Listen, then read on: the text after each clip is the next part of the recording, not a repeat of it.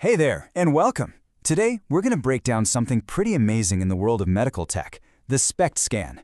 It's a way to see not just what our organs look like, but how they're actually working. How is that even possible? Well, let's dive in and find out. We're all pretty familiar with getting an X-ray to see a broken bone, right? Or maybe a CT scan to get a look at our organs. But here's the thing, those are basically just photographs. They show us the structure, the anatomy. But what about the function? How do we take a picture of a process, like blood flowing or brain cells firing? That's the mystery we're cracking today. So here's our game plan. First, we'll get a handle on this whole structure versus function idea. Then we'll meet the star of the show, something I like to call the radioactive spy. After that, we'll see how a 3D picture is built, peek inside the camera itself, check out its real-world diagnostic power, and finally, we'll put it head-to-head with its famous cousin, the PET scan. All right, first up, Section 1. Now this is the key concept for everything else we're going to talk about. The huge difference between seeing how something looks and seeing how it works. This slide is just brilliant because it shows you the fundamental difference in one simple picture. Over on the left, you've got traditional radiology. See that? An external source shoots radiation through your body to a detector. It's transmission. But on the right, that's nuclear medicine. The source of the radiation is actually inside you, sending out rays to be detected. It's emission, a totally different approach. So here's the bottom line. Radiology, with its external beam, is perfect for seeing anatomy, the shape and structure of your organs. But nuclear medicine, with its internal source, is all about seeing function, what your organs are actually doing minute by minute. And SPECT is a total cornerstone of this functional approach. Okay, so if the radiation is coming from inside the body, how in the world does it get there? And more importantly, how does it know where to go?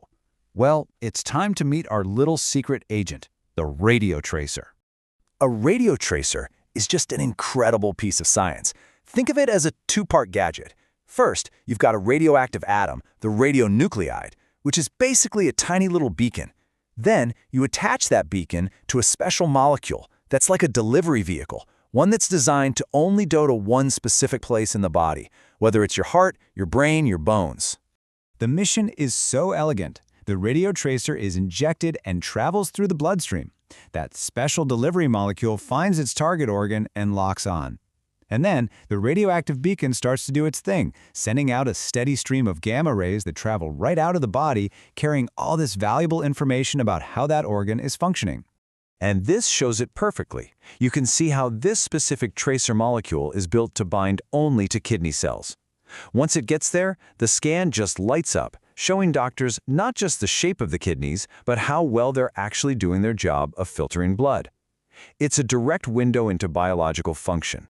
So we have these little gamma rays coming out of the body, telling a story. But how do we actually capture that story and turn it into a detailed three-dimensional image? Well, if you just used a single detector, what's called a gamma camera, and held it still, you'd get a flat 2D picture. It's kind of useful, but it doesn't have any depth. It's like looking at a photo of a house. You can't see what's going on in the back rooms. This is where the CT, the computerized tomography part of SPECT, comes into play. Tomo actually means slice.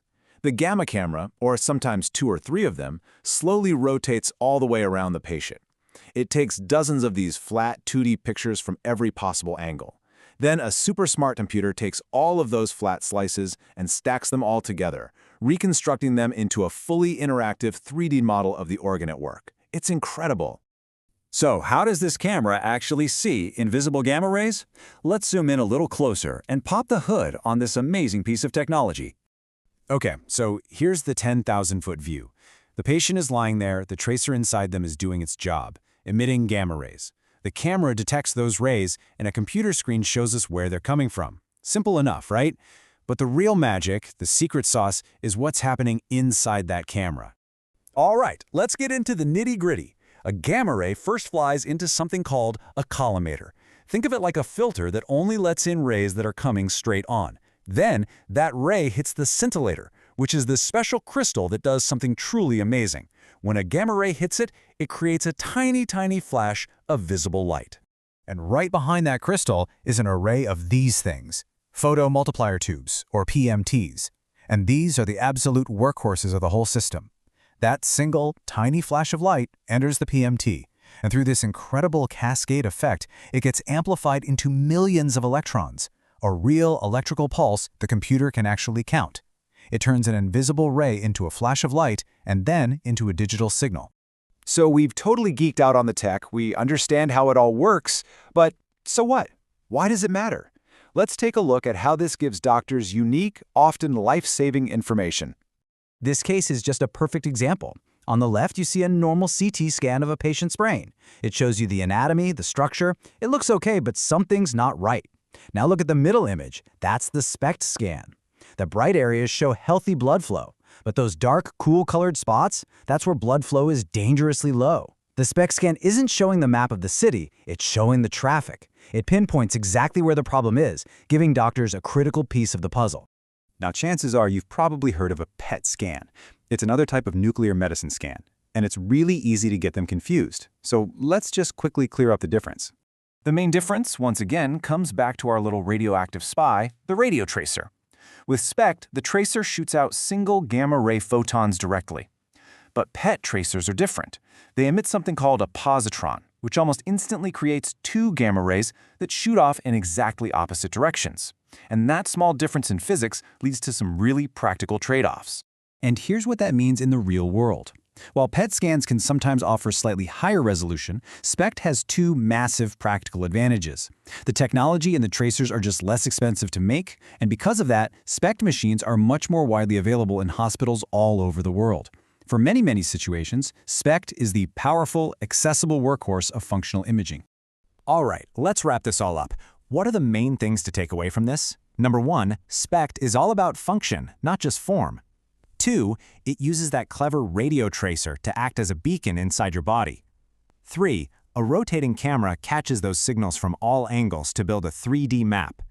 And finally, all of this gives doctors an incredible, unique insight into some of our most complex diseases.